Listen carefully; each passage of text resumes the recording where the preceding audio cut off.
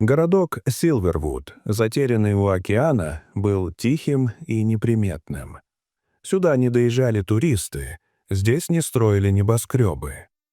Чайки кружили над крытыми черепицей домами, волны тихо шептали свои вечные сказки. Именно здесь, среди узких улочек, старых тополей и криков птиц, жили Эмма и Алекс Хартвуд, пара, которую знали все. Их союз был крепким, будто корни старого дуба. Они встретились, когда ей было 19, а ему — 21. С тех пор они неразлучны. Все, чего им не хватало, — это ребенка. Почти 20 лет попыток, анализов, гормональных курсов, дорогостоящих процедур, надежд, слез и, в конце концов, молчаливое принятие. Больше не пробовать, просто жить. С каждым годом надежда тускнела, как свеча под дождем. Они научились прятать боль за улыбками, быть той самой парой, что дарит подарки на чужих крестинах и говорит: «Дети, это прекрасно, но мы счастливы и так». Но внутри все время жило ощущение пустоты, тихой, неуходящей. Однажды, в один из таких обычных вечеров, Эмма сидела за ужином. За окном шумел прибой, на столе дымился чай, и все было так же, как всегда. Вдруг она побледнела, прижала руки к животу и резко встала. «Что с тобой?» — испуганно спросил Алекс. «Не знаю. Тошнота, будто что-то с желудком». Она поспешила в ванную. Ее стоны эхом разнеслись по дому. Когда вышла, была белее простыни, синие круги под глазами. Алекс настоял. Они едут в больницу. Больше никаких потом. В клинике Сент-Мэри их встретила доктор Рэйчел Блум. Женщина с мягким голосом и пронзительными глазами. Было в ней что-то обнадеживающее и одновременно неотвратимо честное. «Скажите, Эмма, когда был последний тест на беременность?» Эмма засмеялась. Не от радости, а от абсурдности. Ей 45. Шансы были ниже нуля. Я уверена, это не оно. Наверное, гормоны или что-то желудочное. Но тест все же стоит сделать. Спокойно настаивала врач. Через полчаса доктор вернулась. В руках результаты. «Эмма, вы беременны?» Повисла гробовая тишина. Алекс встал со стула. Эмма смотрела на врача, как на человека, объявившего, что снег пошел вверх. «Это невозможно», — выдавила она. «Мы столько лет пытались. Повторный тест, анализ крови и УЗИ подтвердили это», — мягко сказала доктор Блум. «Более того, вы ждете близнецов». Эмма расплакалась. Но в этих слезах не было счастья. Был страх. Слишком много лет, слишком много потерь, чтобы поверить без боли. Однако Алекс обнял ее, прошептал: «Это наш шанс, наш дар». Радость была недолгой. Следующее УЗИ показало: беременность сложнейшая.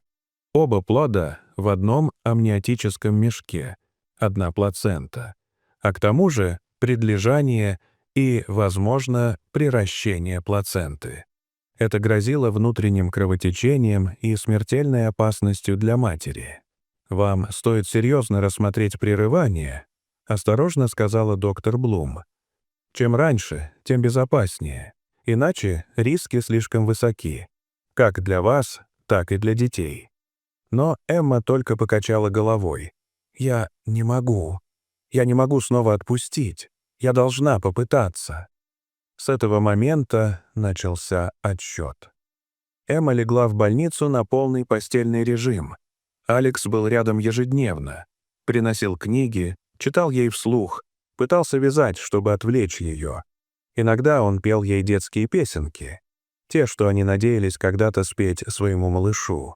Все шло относительно спокойно до 8-го месяца.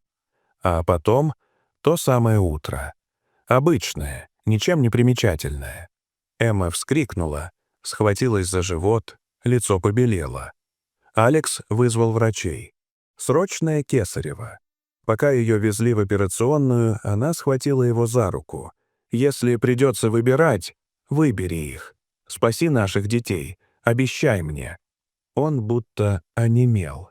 В горле застрял ком. Алекс просто кивнул, захлебываясь слезами. Дальше операционная. Свет, маски, запах спирта. Врачи боролись, но кровотечение было сильным. Эмма теряла кровь быстро. Доктор Блум вышла к Алексу. На ее лице застыл мрак.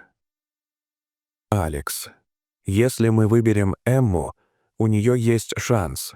Если детей, шансы минимальны. Решать вам. Прямо сейчас». Он вспомнил каждую их неудачу. Каждое «мы справимся». И, как она измученная, все равно улыбалась. Время застыло.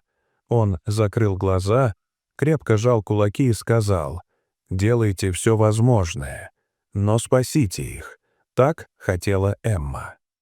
Дети родились. Без звука, без движения. Царила смертельная тишина. Реанимация не помогла. Через несколько минут умерла и Эмма, даже не приходя в сознание. Алекс остался один. Похороны назначили на следующий день. Он настоял, чтобы Эмма и дети были в одном гробу, как она и просила. Белое платье, белые лилии, розовая и голубая пеленки — все было готово. Когда гости разошлись, остались только он, доктор Блум и двое работников похоронного бюро. Алекс подошел попрощаться, положил лилию. И заметил, на груди платья Эммы пятно. «Это молоко?» — прошептал он. Доктор Блум кивнула. «Бывает. Гормоны остаются активны». И в этот момент он увидел движение, едва заметное. Ручка ребенка дрогнула. Он закричал: «Они живы! Посмотрите!»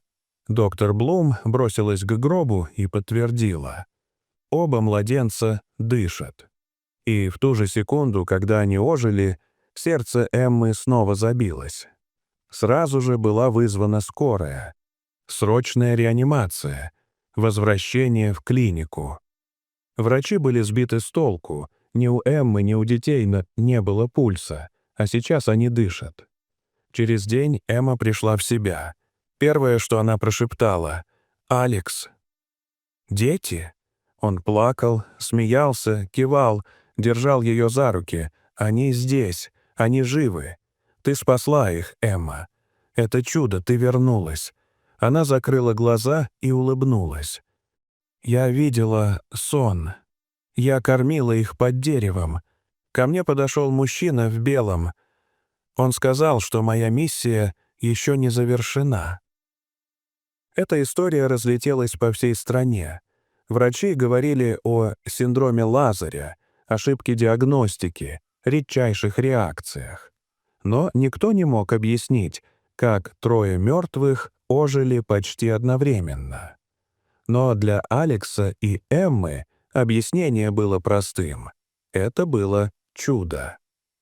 И сегодня, когда в их доме звучат голоса маленькой Лили и Тоби, когда лилии цветут в саду, а на стене фотография, рука Эммы держит две крошечные ладошки. Они знают, все, что нужно — это вера, любовь и однажды данное обещание. Дорогие зрители, что вы думаете об этой истории? Расскажите, пожалуйста, в комментариях. А если вам понравилось это видео, то ставьте лайк и подписывайтесь на наш канал. До свидания.